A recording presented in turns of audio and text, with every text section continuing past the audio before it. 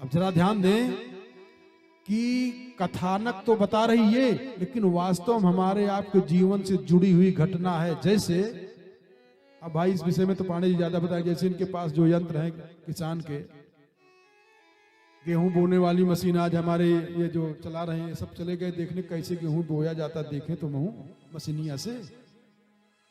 तो उसके साथ एक डायरी मिली होगी। कोई जब बड़ा यंत्र आप खरीदेंगे तो उसके साथ एक डायरी मिलती है।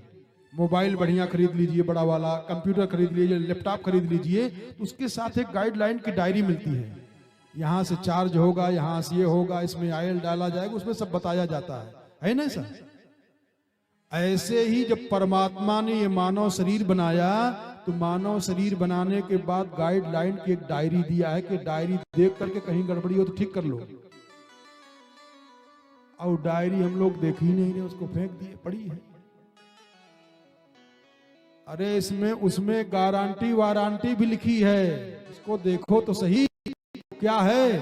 जितनी भी जीव जंतु हैं, जितने भी प्राणी हैं, सबकी गाइडलाइन की डायरी है। श्रीमद् भागवत जी, वाल्मीकि रामायण, 18 पुराण, वेद, शास्त्र, ये सब गाइडलाइन की डायरी हैं। आप उसको देख करके अपने आप को ठीक कर लीजिए, कहां बिगड़ रहा है, कहां क्या काम खराब हो रहा है। तो ध्यान दें, वो कालिया नाग यमुना जी के काली दह में रह रहा है। यमुना जी ने प्रार्थना किया भगवान से, हे नाथ दया कर दीजिए और हमारे अंदर से कालिया नाग को निकाल दीजिए। हमारे आपके भीतर भी कालिया नाग है, कहां है?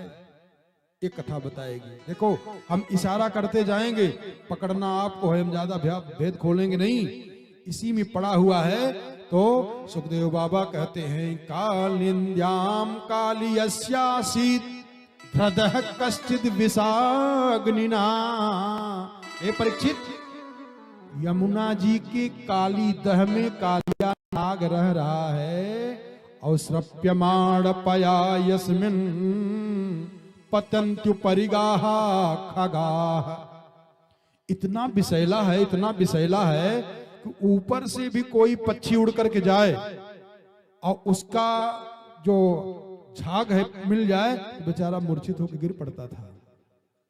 आपने कथा सुना होगा, राम कथा में, रामचरितमानस में है कि कोई पक्षी जब उड़ के जाता था तो एक सिंहिका राक्षसी थी, उसकी छाया पड़ जाए तो छाया से पकड़ खींच लेती थी, और इसकी झाग मिल जाए तो पक्षी मूर्छित हो जाते थे। और तस्य हृदय विहरतो भुजदंड घूर्ण वार्घोसमंगवर वारण विक्रमस्य आश्रुत्य तत्स्वदधना विभवम निरीक्ष चक्षुः स्रवा समरसत्तद भृश्यमाणः। ओ नाग उसी में रह रहा है और यमुना मैया मना रही है भगवान से, हे नाथ हमारे में से कालिया नाग को निकाल दीजिए, निकाल दीजिए। तो भगवान ने यमुना जी की प्रार्थना को स्वीकार किया और एक दिन अपने ग्वाल बालों के साथ खेलते हुए गए और यमुना जी के किनारे कहे, गेंद यही खेला जाएगा। तो श्री दामा जी और लोग जो थे कहा, यमुना जी किनारे मत खेलिए, थोड़ा दूर खेला जाए, नहीं गेंद चला जाएगा यमुना जी में। तो भगवान ने कहा नहीं, यही खेलिए, और अगर गेंद अगर कहीं चला भी गया यमुना जी में तो मैं निकाल के दूंगा। कहा पक्का? कहा पक्का। भगवान खेल कर रहे हैं, देखो नरलीला कर रहे हैं, नरलीला करते करते करते करते जानबूझ करके भगवान ने गेंद लिया और मारा, जोर से चला गया काली दह में। ग्वाल वालों ने कहा कहो कन्हैया अब? अरे कहा चलो दूसरा ले लिया जाएगा। कहा दूसरा न तीसरा वही गेंद लाना पड़ेगा। तो भगवान ये देख रहे हैं कि कहीं हमको ग्वाल बाल पहचान तो न जाए कि हम भगवान हैं। ध्यान देना, आदमी नाटक करता है कि हम भगवान हैं, बड़ा फिजूल का नाटक करता है, और भगवान नाटक कर रहे हैं कि हम आदमी, हमको कोई पहचान न पावे। तो भगवान खेल खेल में सबको देख रहे हैं कि कोई हमको भगवान न समझ ले, इसलिए भगवान कहा है हमको जानते नहीं हो, हम छोटे से थे तो पूतना को मार दिए, बकासुर को मारे, देखो उसको ये कर दिए, उसको वो, भाग भाग के बोलना शुरू किए भगवान। तो श्री दामा जी ने कहा कि कन्हैया, मारे होगे जिसको मारे होगे, हमारे में आप में बहुत अंतर नहीं है। आपके पास 9 लाख गाय है तो 5 लाख गाय हमारे पास भी है, हम किसी मामले में कम नहीं है, गेंद तो आपको लाना पड़ेगा। तो भगवान जान गए कि हमको ये लोग भगवान नहीं समझ रहे हैं।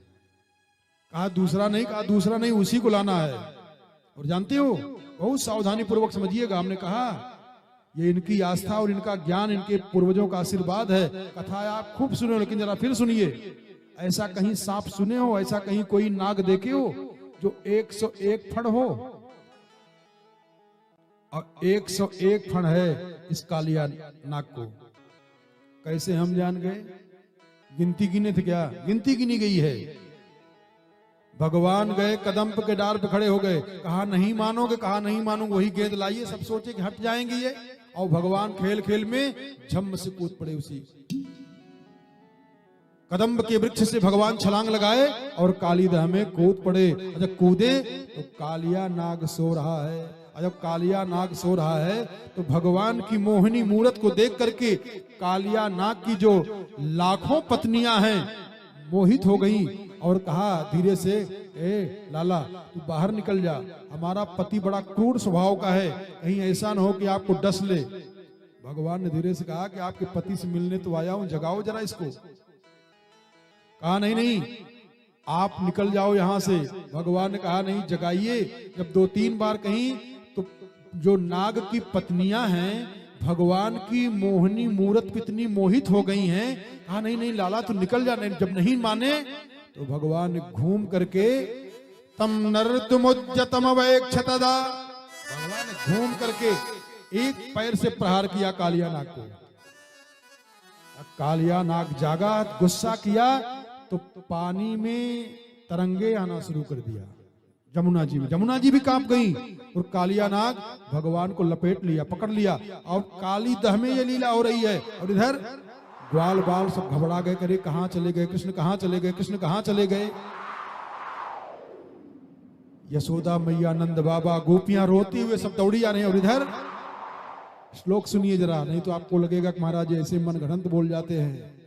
हरे यज्ञिरो ननमते गस्सतैकशीर्ष्ण, 101 फण है उस नाग को। भगवान ने क्या किया? पहले तो उसने नाग ने भगवान को लपेट लिया, और जब लपेटा तो भगवान ने अपने शरीर को धीरे से थोड़ा तगड़ा कर दिया। उसकी जितनी नसें थी ना चटक गई सब। और तब भगवान धीरे से कूद करके उसके सर फण पे खड़े हो गए। जय हो श्री कृष्ण भगवान की जय जयकार हो। हरि यज्ञिरो ननमते गस्सतैकशीर्ष्ण,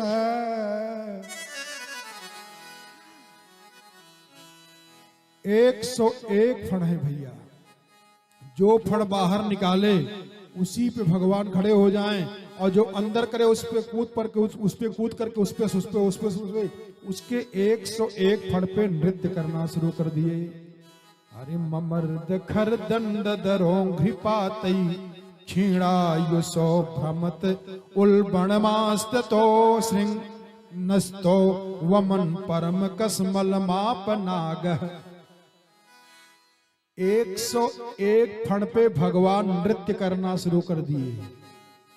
और तब वही बांसुरी जो है, उसी बांसुरी से निकला हुआ मंत्र है, वरहा पीडम नट वर वपुः। दुनिया में ऐसा कोई न नट होगा, न ऐसा कोई वर होगा। सबसे बड़े नृत्य के आचार्य माने जाते थे भगवान शिव।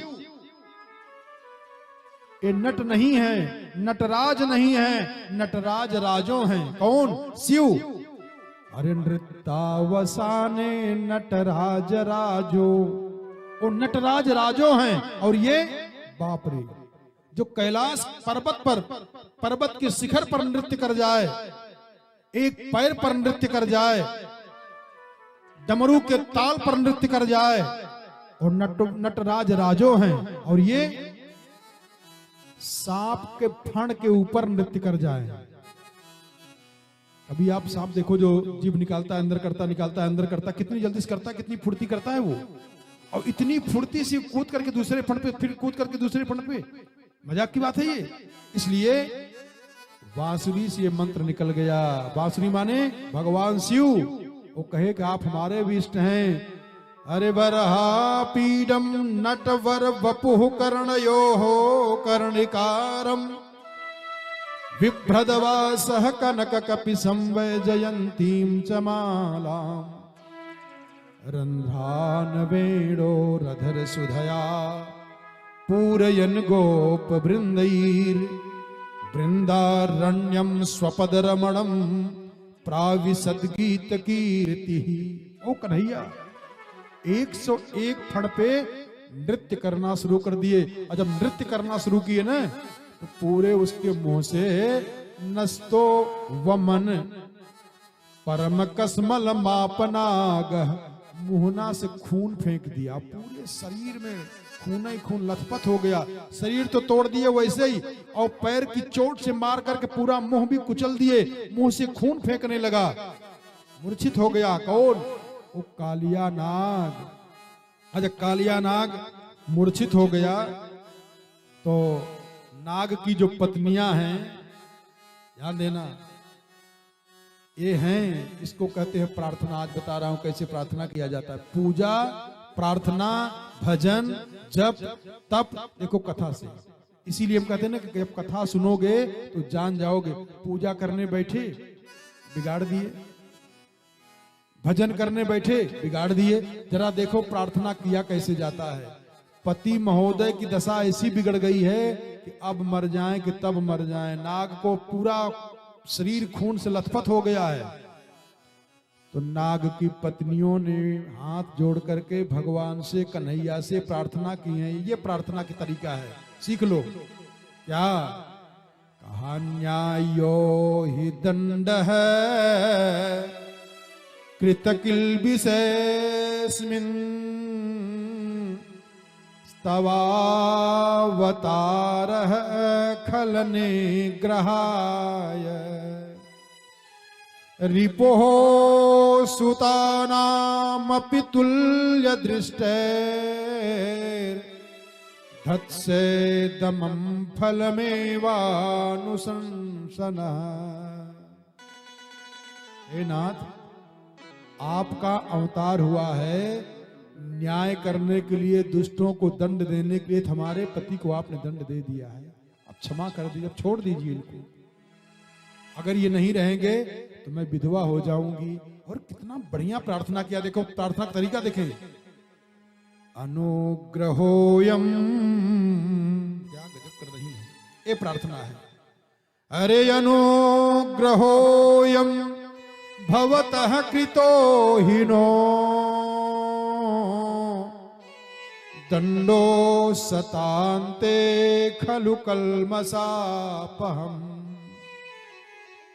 हे नाथ, आपने हमारे पति के ऊपर बड़ा अनुग्रह कर दिया है, बड़ी कृपा कर दिया है। अच्छा, हम लोग होते तो कहते भगवान ने हमारा तो नुकसान कर दिया, इतना हमारा ये बिगाड़ दिया, हमारा ये बिगाड़ दिए। लेकिन ये क्या करी है? अनुग्रहोयम भवतः कृतो हिनो। अपना विचार मिलाइए, क्या ऐसा विचार होता है? बताऊं आपको, जरा देख अपने मन में विचार करिएगा। कई लोग कहो कन्हैया की जन्माष्टमी है, व्रत रहोगे? अरे रहते तो हमको सहता नहीं है। लो, कन्हैया जी की अष्टमी नहीं सह रही है। क्या हुआ? हमारी आजी कन्हैया जी की अष्टमी के दिन मर गई थी। आजी मर गई, सब काम हो रहा है, भोजन तीनों टाइम हो रहा है और सब काम हो रहा है, यह पूजा पाठ में सह नहीं रहा है। ये दोष है कि नहीं दोष है? और ये क्या करी है? अनुग्रहोयम, आपने हमारे पति के ऊपर अनुग्रह कर दिया है महाराज, बड़ी कृपा कर दिया है। कैसे? और ये भी दृष्टि आ सकती थी, ये भी दृष्टि आ सकती थी कि आप हमारे पति को मरणासन्न कर दिए हैं। लेकिन ऐसा नहीं कही है। क्या कही है? अनुग्रहोयम भवतः कृतो हीनो। आपने हमारे पति के ऊपर अनुग्रह किया है।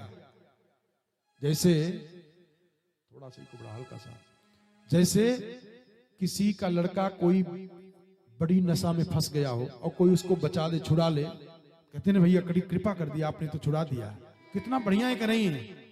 अनुग्रहोयम भवतः कृतो हीनो दंडो सतांते खलु कल्मषापः। आपने हमारे पति के ऊपर अनुग्रह किया है। हमने जो कल बताया ना कि कैसी भी परिस्थिति हो उसमें भगवान की अनुकंपा का अनुभव करना, यही भजन है, यही बुद्धिमानी है।